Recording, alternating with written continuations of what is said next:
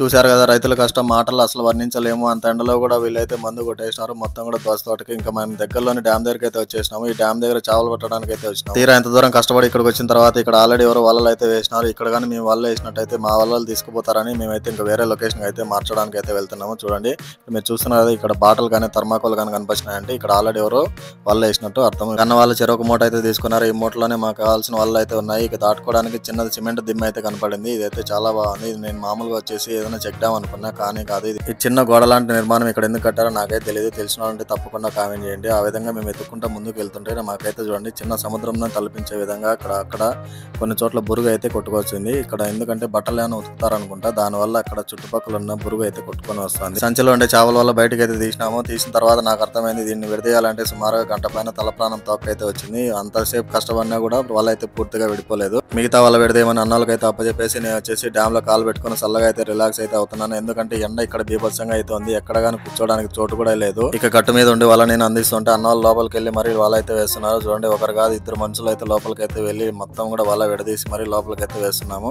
చూడండి ఇక్కడ ఒక మనిషి అయితే ఉన్నాడు. ఇంకా కొంచెం లెఫ్ట్ సైడ్ లో చూసినట్టయితే అక్కడ కూడా ఒక మనిషి మునిగిపోయి అంత లోతులు అయితే ఉన్నాయి. నైట్ అంతా వెయిట్ చేసి మార్నింగ్ ఎన్ని చేపలు పడ్డాయో తెలుస్తుంది.